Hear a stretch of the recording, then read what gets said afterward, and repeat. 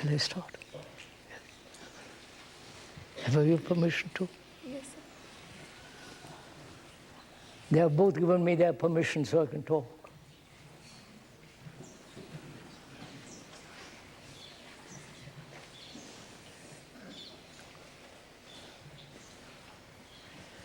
Do you want me to talk about anything special, or shall I go on what I want to say?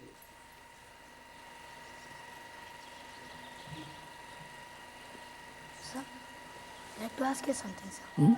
I'd like to ask you something about last time stuff. Yeah. So you said comparison is very bad, but if you say a person is good at English, another person is bad at English, if you say he is good and he is bad, is that comparison? It or is. If you say a human mind, if you say he is a good man, he is a bad man, is that comparison? Which is comparison? He wants to know, when you say good and bad, is that not comparison? Good man, bad man. We'll talk about that presently, may I? I would like to ask, if I may, are you frightened of anybody? Huh? Are you frightened? Frightened of your teachers? What? Some. Huh? Some. Some you are frightened. Of others you are not frightened. Is that it? Yes? Yes, sir.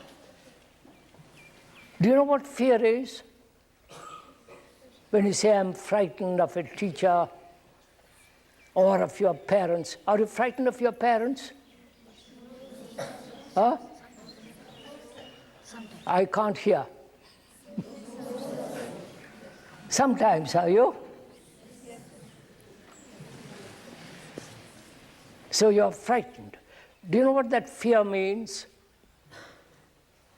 Just think very carefully and find out why you are frightened of your teacher or your parent or what you call society. Why are you frightened?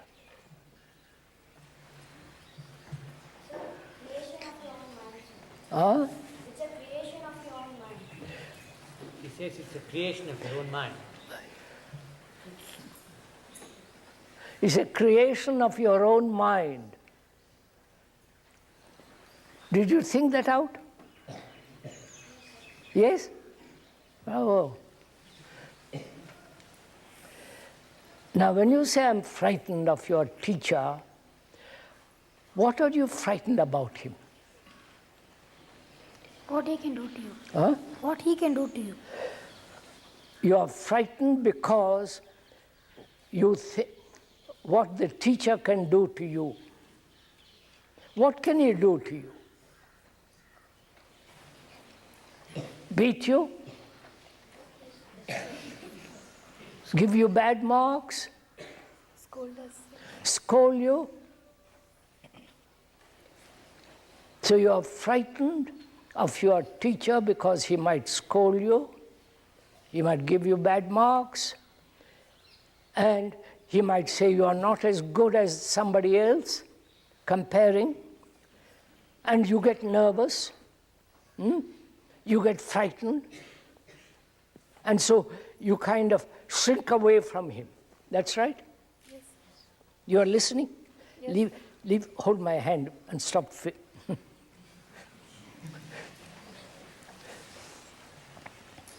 Now, is the teacher frightened? He may, sir. Huh? He may be frightened of some people. I'm asking you, is the teacher frightened? Huh? Yes? So maybe of the headmaster and the principal. The teacher may be frightened of the principal or the headmaster. Why? They could do anything to him. Huh? He does not. If the teacher is not good enough, they might send him away, and so on. So the teacher is frightened, and you are frightened, right? Now, how will you stop being frightened? Because this is a very important question. Because just listen to it. First listen, you understand? Then you can argue with me. Then you can say you're talking nonsense. What you say is true. What you say might be true, and so on. But first, listen, right? The teacher is frightened because he might be sent away. He's not good at his subject. He doesn't take responsibility for you, and he's slack, and he has his own worries, and so on. He's frightened. And you are also frightened of him. So what will you do? How will you stop being frightened? Because fear is one of the most dreadful things in life, right? Because it makes you withdraw, makes you close up, build a wall around yourself, right? Make you nervous, makes you physically ill. So it is very important to find out if you can stop being frightened.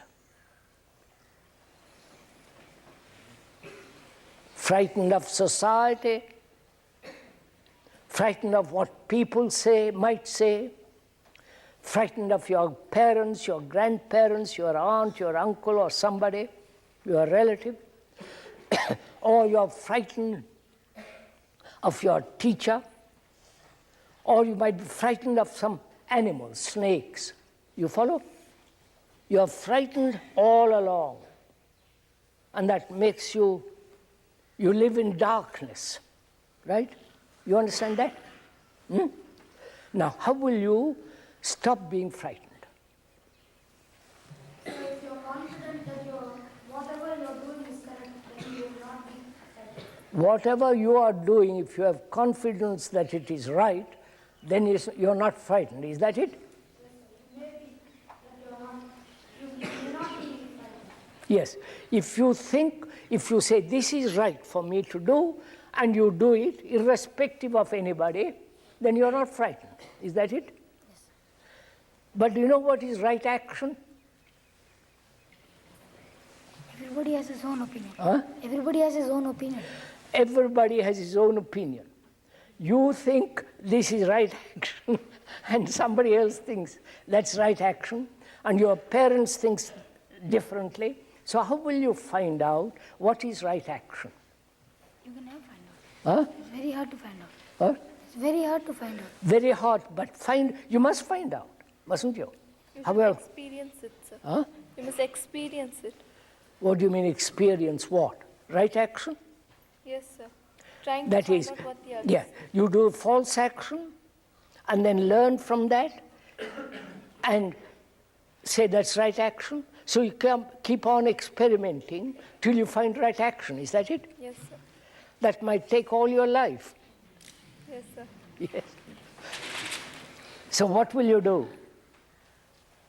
Because as the boy pointed out very clearly, that if you do the right action, do the right thing, then you are frightened of nobody, right?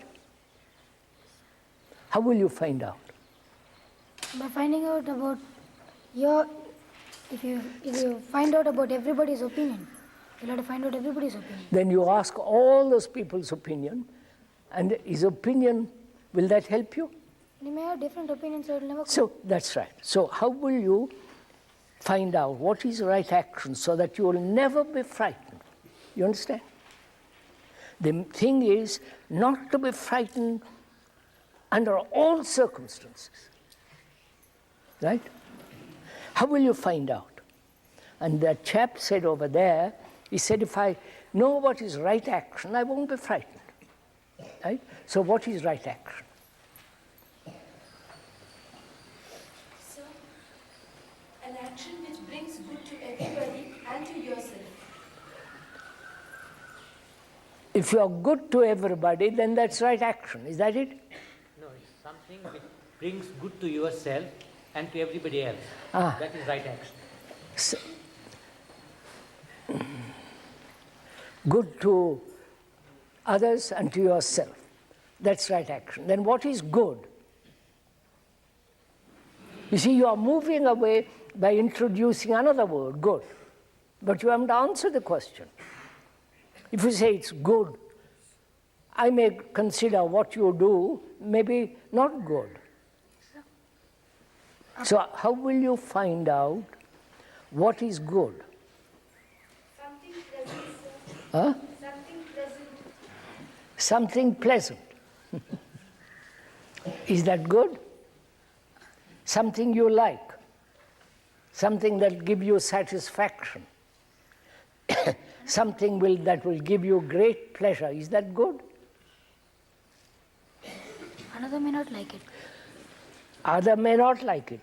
So what will you do to find out what is right action so that you are never, never frightened? So first you have to understand fear and what causes it, and the importance of not being frightened. You must understand what causes fear and see the importance of not being frightened. That's the first step. Right. What is the cause of fear? You are frightened of the teacher because he might scold you, he might give you bad marks, he might pull your hair, or he might beat you up. They don't beat you up here, do they? I hope not. Huh? They don't beat you. You're sure? All right. So what is the cause? The cause is he might scold you in front of others. Therefore you feel ashamed, right? Therefore you get frightened. So there is the cause. The cause being that he might scold you, therefore you are frightened, right? Right? Right? What are the other causes of fear? Your parents? Power. What's that? Power. Power. Others' power over you. What do you mean by power? Having power over you? Your parents have power over you. They send you to the school and they say you must pass examinations. And if you don't pass examinations, they scold you. And so you get frightened. And that's the cause, isn't it? So, what is we'll keep to that for the moment, the superficial causes of fear. Scolding, punishment, reward. Huh? Yeah. If I reward you, I also can punish you. Right? Reward and punishment go together. So then, But just listen to it first. Listen to it before you say argue or don't argue. First listen. Reward and punishment go together. Right? I reward you and say you're a marvelous girl. But also I can punish you and say you're a rotten girl. Right? So there is a possibility of these two going together all the time. Right? Right? Clear? So, what will you do after having found the cause of fear? How will you get rid of it? We have not yet found it out. Huh? We have not yet found it out. You have found it out. No, we have found out these things. Yeah? But then you will have to make everybody understand. No, I'm asking you, not everybody. I'm asking you and that person over there, asking you, are you, having found the cause of fear, will you get rid of it? Do you mind being scolded? if you think you should be, sir. I scold you and you get frightened. Why should you be frightened? I may scold you because I think you are doing something wrong. Why should you be frightened? So I feel it's right, and then I do it. And then you scold me saying it's not right, so I feel bad. So, you think it is right, and the teacher thinks it's not right. Now, how will you find out, both of you, because you are together, right? It's a small community you live in, and you have to find out why he scolds you, whether he's justified in scolding you, and so that you won't be frightened. You understand? Main thing is to remember never to be frightened.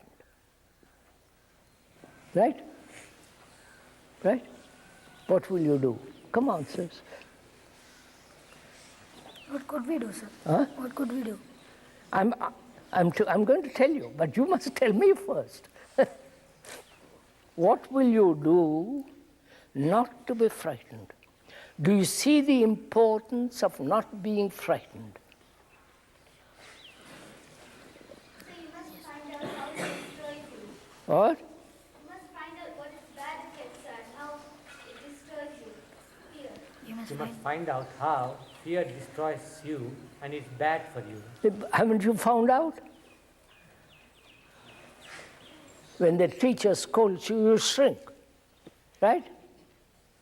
You are ashamed.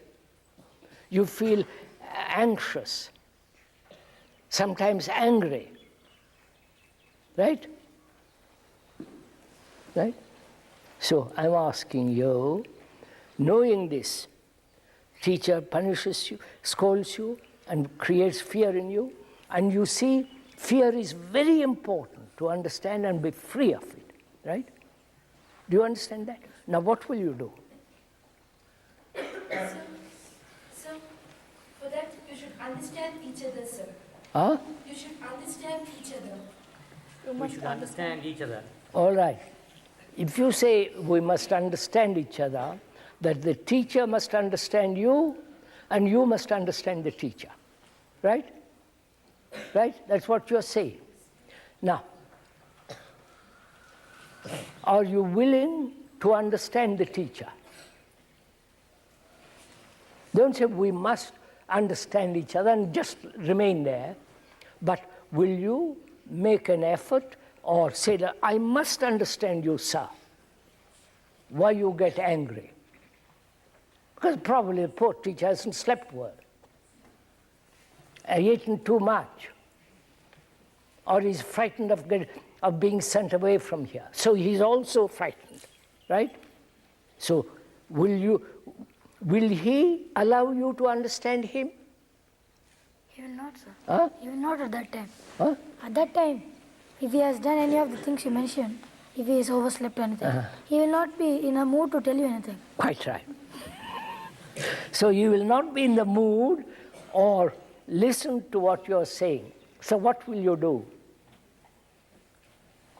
Wouldn't you say, all right, sir, I'll keep quiet, not get frightened, but talk to him a little later when he's calmed down? I could do that, sir. You could, but will you? Yes, sir. No, if you say yes, don't. If you say yes, you mean it. Right. So, which means what? The teacher and you have right relationship, right? Yes. That, Understand. that is, you must understand the teacher, his problems, his worries, his anxieties, his fears, because he might be sent away because he's not a good teacher, and he's nervous, inefficient. So he might be sent away because what is important is you, the student, right? So, will you find the occasion when you can talk to each other, the teacher and you, say, look here, let us both have good relationship. Will both of us care, be affectionate, kind, generous to each other, will you? Sir, but his worries might worry us also, sir. Huh? His worries might worry us. His worries might worry you. Is that it? Yes, sir. He may never get out of that. He may never get out of that worry. He will be always in that temper. That's right. I'm going to go into that. You're much too bright. What's the matter with all of you? Huh? Sir, fear could also come when someone dislikes you. Huh? Fear Fear could. could also come when someone dislikes you. We're talking about fear, old girl, not like and dislike, right? We're talking whether you are frightened of your teacher. Well, what is fear? What is the cause of fear? Knowing the cause of fear, you say, well, I'll get rid of the cause. I won't be frightened. You understand? It's very, very important to find out whether you can live your life right from now till you die without fear. It's very important. Right? Do you see the importance of it? Really? You, as important as you see a cobra and say, I won't go near it. You understand? Is it as important as that? That's immediate fear. This continues for a long time. Yes, but wait, you have to listen to me. You understand, fear destroys human beings, right? And you see, as a human being, that you must not be destroyed through fear. So you must understand fear, right? Because if there is fear, you can't love. And If there is fear in you, you cannot be affectionate to another, right? yes, No, say, listen carefully. If your parent frightens you, you cannot love the parent. Because fear and love can't go together. Sir, you can love your parents, sir. if you think it's right of him to scold you. Now, this is a rather complex problem. You can love your parent when he threatens you. Maybe only. Listen to what I'm saying. I love you, and I beat you up. I scold you. I get angry with you, right? Can that anger and love go together? Sir, Think it out carefully.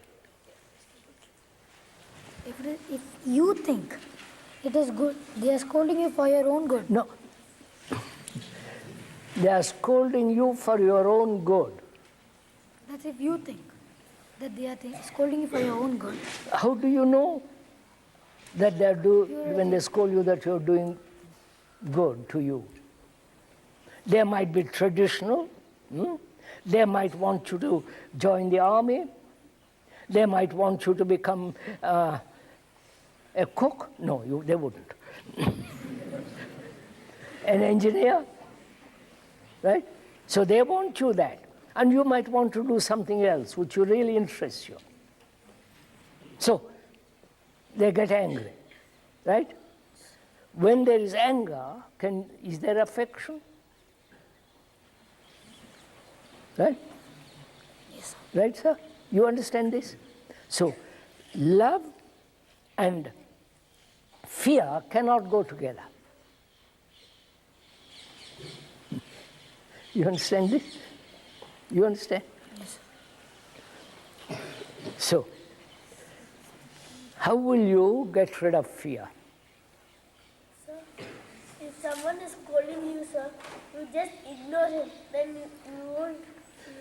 But you continue doing it, sir. If somebody scolds you, you benignly, happily ignore him. If somebody hits you, you will not be able to do the same. Because you get If somebody hits you, smile at him. Is that it? Sir, best thing is not to fight, sir. Huh? Is not to fight. So, look, old boy, I'm asking you, if somebody scolds you, Don't be frightened. That's all. My question is, don't under any circumstances be frightened. You understand? That requires tremendous strength, right?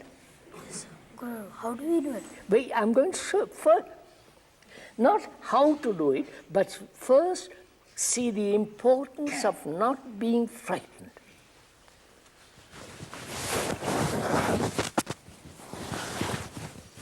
Now wait a minute. Your friends or your parents, public says, what you're doing is wrong. Right? That's public opinion condemns you. You understand this? Oh, come on. So sorry. It's all right. I'm sorry. Public opinion condemns you, right? And you get frightened. So you begin to imitate them. You do what they want to do, right? Public opinion, do you think is right? Could be, sir. No, no. By Joe, how old are you? Huh? 14, sir. 14. Going to be 14. Going to be 14. You're already old man. When you say could be, might be, you are very cautious. Like an old man says, I won't do this, I won't. So be young, keep young.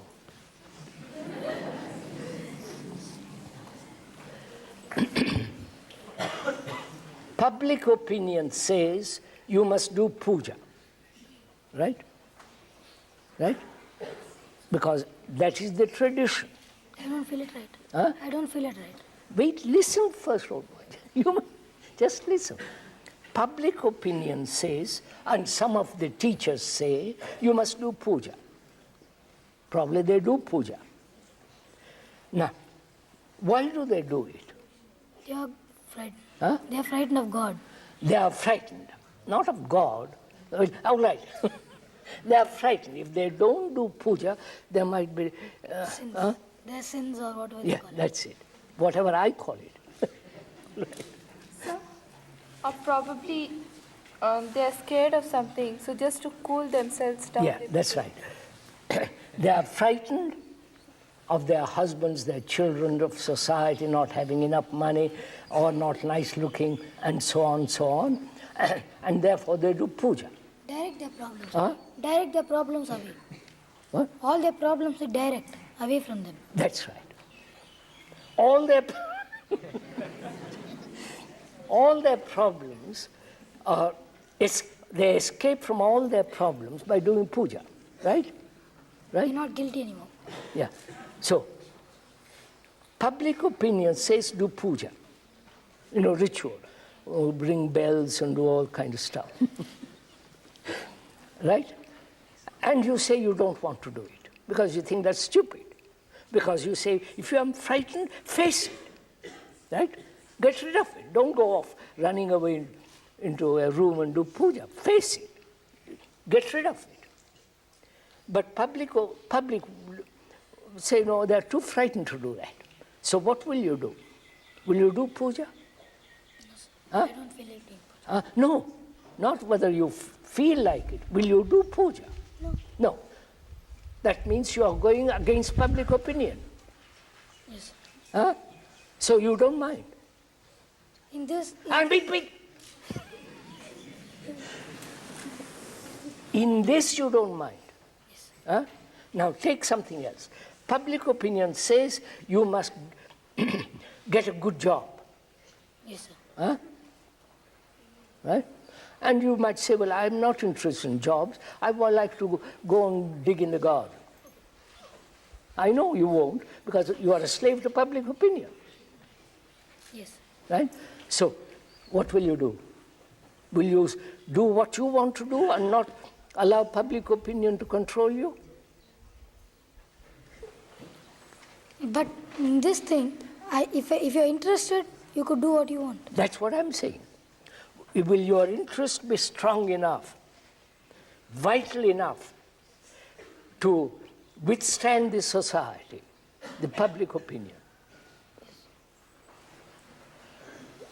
Sir, sometimes you may not do what they want you to do, sir, but you might be scared of them because they might turn on you. That's just it. They might, they might not send you to school, they might not give you money, they might say you are being spoiled by this good school, they might send you away to a rotten school. So you'll get nervous, right? So what will you do? You have to get rid of your likes. Huh? You have to get rid of your likes, some which may be deprived because of them. So, while you are young, as you are, you can't battle your parents, can you? No, sir. No. Huh? No, sir. So you have learnt one thing. While you are young, you have your own opinions, your own conclusions, you know what you want to do, but you yield to them. Because they might stop you from coming to the school, right? So your intelligence says, go carefully, right? But intelligence is not fear, Yes, sir. right? It's the other side. Huh? It's the other side of fear. No, that's right. We'll keep that, the other side of fear. So your intelligence says, go quietly, yield when necessary, but don't yield Completely. too quickly. Go carefully, walk slowly, understand step by step, right? Because you are young. So, I come back to the point. Are you frightened? Huh? Come on, sirs. Yes, sir. Huh? Yes, sir. At last. Are you frightened?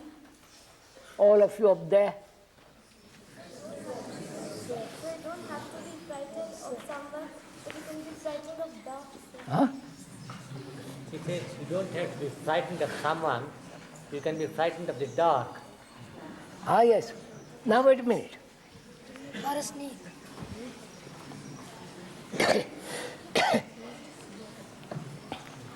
So there are two kinds of fears, aren't there? Yes, sir. Fear, physical fear, and fear inside you. Darkness is a fear inside you. I'm explaining what. There's physical fear that you might get hurt physically. You are afraid of the snake that it might bite you. There is a precipice and you don't jump there for you, right? You might be frightened of the dark because many people are frightened of the dark because they feel shut in. So there are physical fears, right? And fears inside, which is called psychological fears. That's a big word, but that is fears, emotional, intellectual, feeling inside you that you're frightened, right? So there are physical fears and fears which are not physical, right? Now, can you distinguish between physical fears and fears which are not physical? Yes, you could. Huh? You can. I'm asking, will you? Huh? Don't you talk up there? Are you all asleep or what? Aren't you interested in what we're talking about? Huh? So, physical fear is when you're frightened that you will get hurt or something like that, or of your own imaginations. Please, can you? I mean, what she's saying? Physical fears are when you think you're going to be hurt. No, just first understand that these two types of fears. Now, you are frightened of the snake, aren't you? Yes. Because it might kill you. That's a natural fear, isn't it? Instinct. That instinct. That is cobra, a tiger, a precipice, a car coming towards you. All that might hurt you. Therefore, you instinctively are saying, no, I'm sorry, I won't go near it. That's not fear, is it? It is, sir. Just listen to my question first. That's not fear, is self-protection. To protect the body is not fear, is it? Not to get hurt by a thorn is not fear, is it? No, think it out carefully. There's a bush out there with a lot of thorns. You don't go near it. Huh? You don't go near it. You touch it very carefully. Haven't you done it? I've done it several times. So, that I wouldn't call that fear. I would say that's natural response to physical pain. You understand this? Or you're all asleep? But if you see it earlier, then you feel like avoiding it. Yes. So you avoid. The avoidance is not fear, is it? No, old boy, just think it out. I avoid the cobra. That's not fear. Sir, if you're constantly afraid that snakes will bite you, Huh? the fear is If you are constantly afraid of a snake, you say, I won't go there at all because there's a snake there. Yeah, that's Isn't not. That means you are afraid of, not afraid. Your intelligence says, don't go near that. That's dangerous. That's not fear. So because you're frightened, you don't go there. No.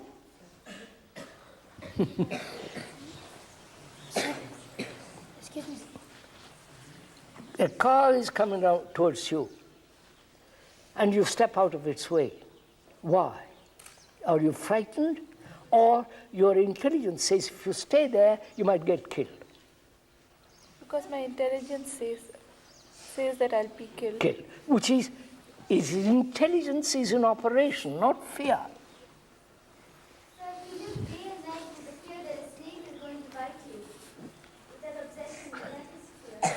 What's that? She says, if you have the fear that the snake is going to bite you, and that fear stays with you day and night, it becomes an obsession, That's right. then it's a fear.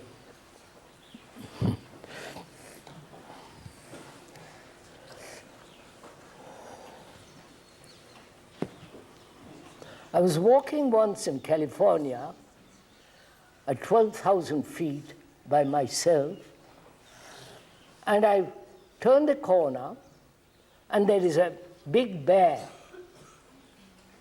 You know what a bear is? Of course. And she had 4 small cubs. And she made the cubs go up the trees. They have the size of big cats. And then after they have been up the tree, she turns round and looks at me. It's a very dangerous thing, you understand? Yes. A bear with cubs is the most dangerous animal. It'll kill you. She was as near as that camera is, and I was as close as that.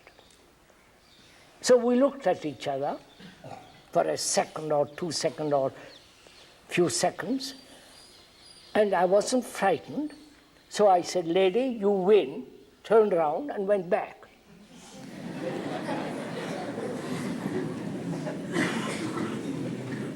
But if I had been frightened, it would have attacked me. You understand? Why, sir? Why, sir? Because fear has a smell. You won't understand that. When you are frightened, you perspire. And the animals can smell it very quickly. So I was not frightened. I looked at it very carefully. It was an enormous thing, beautiful thing. And I looked at it, bowed to her, and went back. But if we are frightened and say, oh my God, what, and get nervous, she will smell it and attack you. Don't risk this. I can do it, but you can't do it. So physically you may not have fear, sir. You may not be afraid of it, but mentally you might be. No, it is the mental state which prevents you from being frightened. Right? We'll go into that. I've got another 20 minutes because I'm not going to talk more than an hour. That's what they've all told me, so I will stop in 20 minutes. So first of all, do you see the importance of not being frightened? Sir, do you live without fear, sir? Huh? Do you live without fear? Do you live without fear? That's a very good question. Why didn't you ask me right at the beginning? Do I live without fear? If I say yes, will you believe it? Huh? So you have to prove it, sir. Could I give you some? Right? Will you believe it? Or must I prove it to you? Excuse me. If you could tell us how we can get rid of fear, we can believe. Listen carefully what I'm asking you. If I say yes, I have no fear, will you believe it? Or, wait a minute, listen carefully. Or must I prove it to you? Huh? I must prove it to you. Now, how shall I prove it to you? By telling us how to get rid of fear. I will tell you. And first of all, how am I to prove it to you? By going near a snake? That anyone can do, sir. That anyone can do. By following a cobra? I have done this. Here in Rishi Valley, several years ago, there was a cobra. I was walking one of these paths, and there was a long cobra in front of me. And few birds were ahead taking a dust bath. You know what dust bath is? You've seen them taking dust baths? You have? Oh, come on, you have. Of course you must have. You know, birds sit in the dust and wiggle, and throw dust on them and then shake off. So this cobra was going after those birds. And I was about 5 feet away from it, quite close as you are. And it was very, very, very carefully going to catch one of those birds. There were 4 of them. After their dust bath, they flew away. And the cobra relaxed. You follow? Completely relaxed. And then it heard me so close. You're following all this? It had not noticed you till then. Huh? It had not yet noticed. Till then, the cobra didn't notice me. It's only when it relaxed, when it was not keeping an eye on the birds, it became aware that somebody was behind. So it turns around, looks at me, and goes off. Right? I can't prove it to you. And I don't want to prove it to you. Why, sir? Why should I prove it to you? To tell us that you... Huh? To tell us that you fear... I will tell you, but do it. Don't ask, prove it to me. Snake must have run off because it was scared of you. Huh? The snake The ran. snake must have gone away because it was Of course. scared of you. Of course. Generally, animals run away from human beings because they have hurt them. They have been brutal to them. So they keep away from you. Now let's come back. I will tell you, I'm not frightened. I've never been frightened in my life about anything. You don't have to believe it. I don't care if you don't believe it. To me, it is so. I've experimented with it. I've lived with it. I've carefully watched it, and I'm not frightened. The fear exists if you have no money, if you are alone, and nobody pays attention to you. I have done through all those things. I don't care what the public thinks. I don't care if I have money or not. So the public thinks good of you. Huh? So the public thinks good of you. So the public thinks good of me. I don't care. Right? So I can't prove it to you, but I will show you, tell you how to be free of fear. I've got exactly 14 minutes. Do you want to find out? Yes. Now, when you say yes, will you do it? I will explain to you. I will go into it in great detail, but do it. You understand? At the end of my explanation, say, yes, that's correct. I will do it. Does it feel? Huh? Sir, maybe you feel it's right. You say that you will do it, sir. But when you see a snake or something, maybe that time you forget it. No. How does a snake? I will tell you another instance. I can give a great many instances.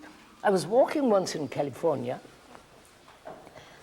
I took a very long walk, about 8 miles. I went around like that, going down and coming up. It was getting dark, and suddenly I hear a big dog, Doberman. You know what a Doberman is? Big dog, growl, and came rushing out of the gate, and I stood still. It went round 3 times round me, growling, big dog, and then got hold of my ankle. You understand? Do you understand? Yes. And wouldn't let go. So I stood still and talked to it. I said, look, it's time you went home.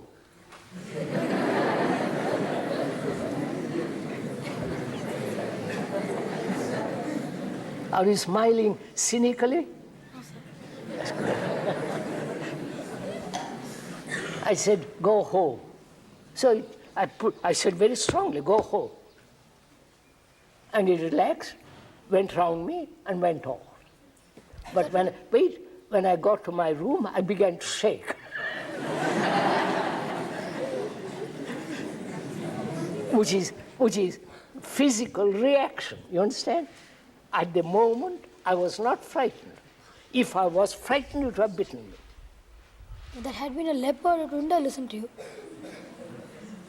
I've met tiger, but never, I won't go into all this.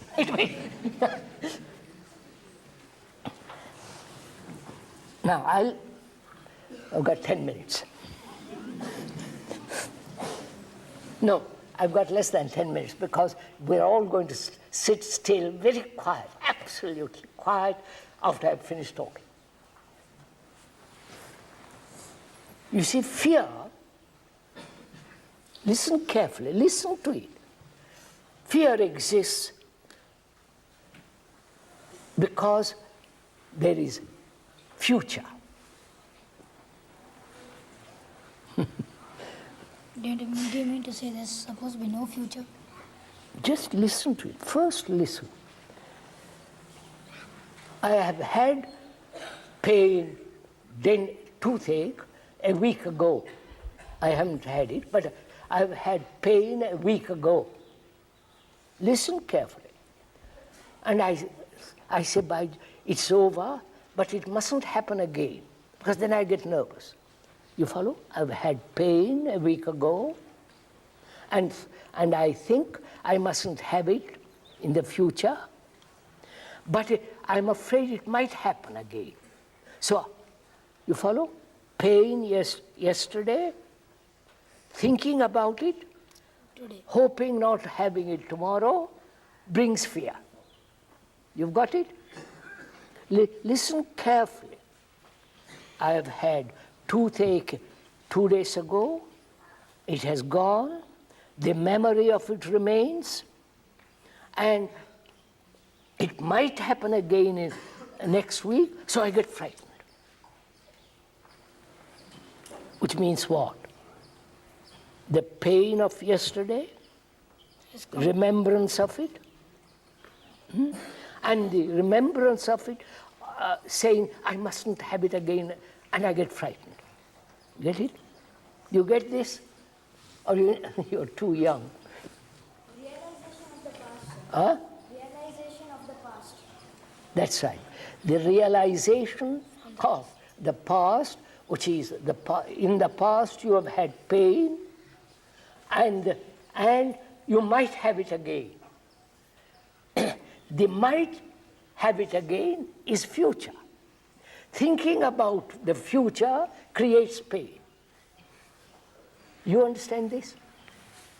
No, you're too young. How do you try to avoid it? Huh? How do you try to avoid it? I'll show it to you. It's more complex.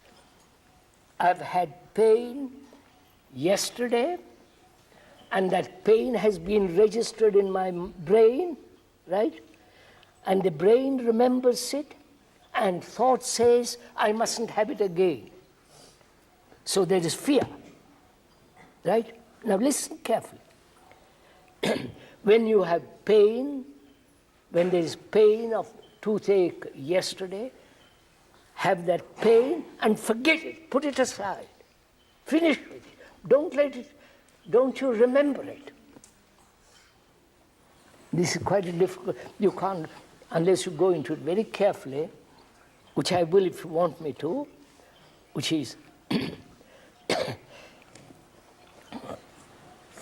look, you have a pleasant thing happen to you yesterday, suppose, something happy. You remember it, don't you? Yes. And then you say, I wish I could have more of it. Yes. Right? Or you don't say that to a sad thing. Huh? Something sad has happened. You don't say that happens. No. I'm taking pleasure first.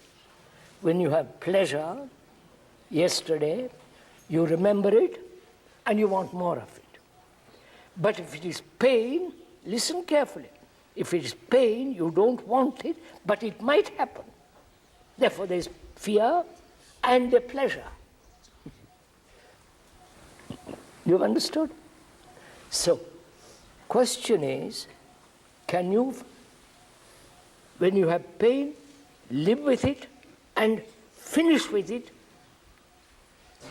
when the pain is over yesterday? Don't kind of say, think about it. This is a little too much for them.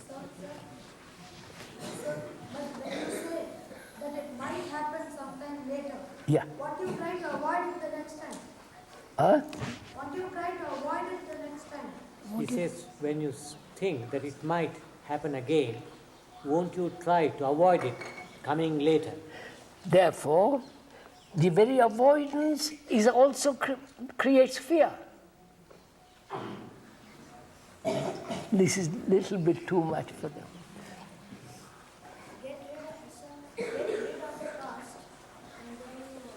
That's right. How can you get rid of the past pain? No memory. You understand? Your question is right, old boy. Listen carefully. You have had toothache last week. If you remember it all the time, you are frightened of it might happen again, right? Now, how will you forget it so that you don't carry it over? You understand my question? Huh? You understood it? Now, how will you prevent that memory repeating itself? Huh? Find some solution. Huh? To forget it, don't you try to find some solution for it? He says to deal with it, you must find some solution. I'm showing you the solution. What? You must not remember past pleasure. He says, don't you remember the past pleasures? That's what she's saying. Those who remember past pleasures live in the past, don't they? She says, if you don't remember the pain of the past, you should not remember even the pleasures of the past. That's what she said. She says, unless, if you remember the pleasures of the past, then you will also remember the pains of the past. They go That's together. all. If you remember the pleasures of the past, you will also remember the pain of the past. So how will you not remember it? You understand my question? So you must be totally involved in what you are doing at the present moment. That's right. That is, when you have pain, be with it. Don't run away from it. And when it's over, finish. But if you say, well, I must remember in order not to have it, you get the point? This is really not for young people because you're not used to this kind of thinking. You follow? When you have pain, you say, I must get rid of it, and you are frightened. Never say, well, I've got pain, I will look at it, I won't run away from it, I will be totally committed to it. Do you understand this? No, you're too young. Sir, that means you should welcome misery and happiness together? Huh? Does it mean that you should invite and welcome misery and happiness together? You don't have to welcome it, it's always there. No, but you said when there is pain, we try to get rid of it. Huh? Don't get rid of it, that's what I'm telling you. Don't get rid of it, understand it, investigate it, find out. Don't say, I will run away from it. Say somebody is pinching you, just leave your hand there. What? Somebody is pinching you. No. Somebody is pinching you, withdraw it. Of course. Of course. If you allow them to pinch, it might hurt you more and more. Therefore, you withdraw. But you said you... No. I said something very different. You didn't listen. No, sir. I mean, next time when they come like to pinch you, won't you withdraw your hand because you have the memory of that? Therefore, you say, look, therefore, you don't go near the bird. You don't go near the man who wants to pinch you. It's a little too much for them. So do you mean to say we have to have a blank mind all the time? No. You can't have a blank mind all the time, can you? Yes, so then you remember your past and do the present. No. It's a little too much for you ladies. You're too young. This requires very careful thinking, watching, observing. If I want to understand that flower, I look at it very closely, don't I? I look at it, I have no other thought but only looking at the beauty of that flower. When you so observe, your mind is extraordinarily awake. So can you observe your fear in the same way? Never tried, sir. Huh? Never tried. Now do it. Don't try it. Do it. What type of fear? What type of fear do you mean, sir? Any kind. Your fear, haven't you? Any kind of darkness, or the scolding of a teacher, your parents, any kind of fear, watch it as you would watch a flower. Don't run away from it. Don't say it's appalling. Don't say I must have courage. Just watch it. You understand? Right. Now it's nearly time. Now will you all sit quietly?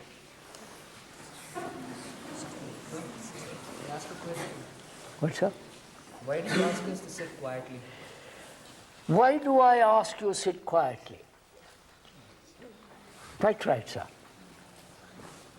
Why do you think I ask you? I don't know. You're asking me. I don't know either. Sir, so that we can memorize what you have told. No. It's not memorize what I said. I said to you, observe the flower, not memorize it. Go and do it. Right? Now, he says, why do you ask us to sit quietly? Why do you think I ask you? Don't do it. I'm not saying you must sit quietly, but I'm asking you, is it not important to sit sometime very quietly? Right? Is it not important? I don't see the importance. Huh? I don't see the importance. You don't see the importance. I'll show you to you. God, you people have to be shown everything, haven't you?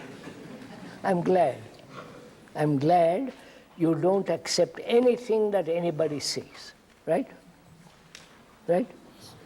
That means you don't accept authority. But I have done so. I have accepted authority. I know.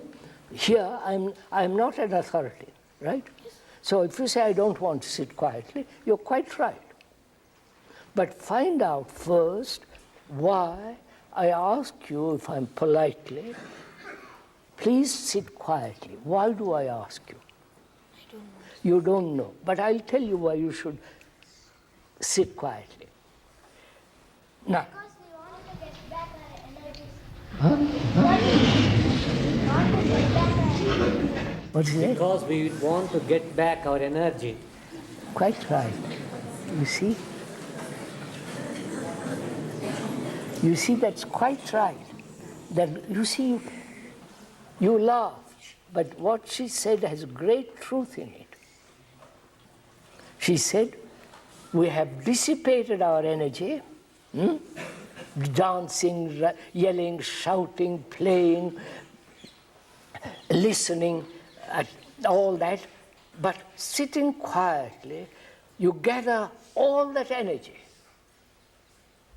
Right? Right? You understand? You understand what I'm saying? You do it to realize it. You have to do it to realize it. Yes. That is, if you, look, you play, don't you? You shout, you study. All that means you are spending energy, right? But when you sit quietly, the energy is being accumulated. No, so think our mind is racing. Your mind must be quiet also. Otherwise, you are spending energy. You understand? Can your mind, your body, be absolutely quiet so as to gather a lot of energy? So, you can do that only while you're sleeping. Huh? Don't enter into sleeping. That's another problem, which I won't go into. That's why I say, please be good enough to sit very quietly.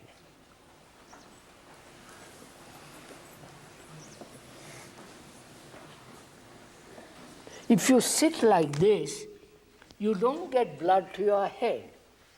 So you have to sit straight.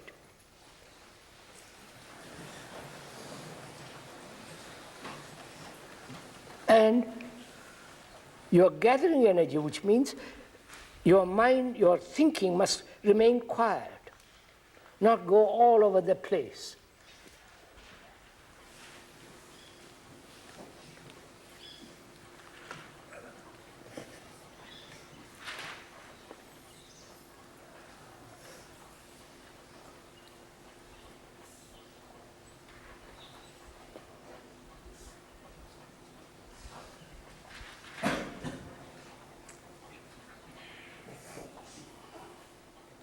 All right, sirs.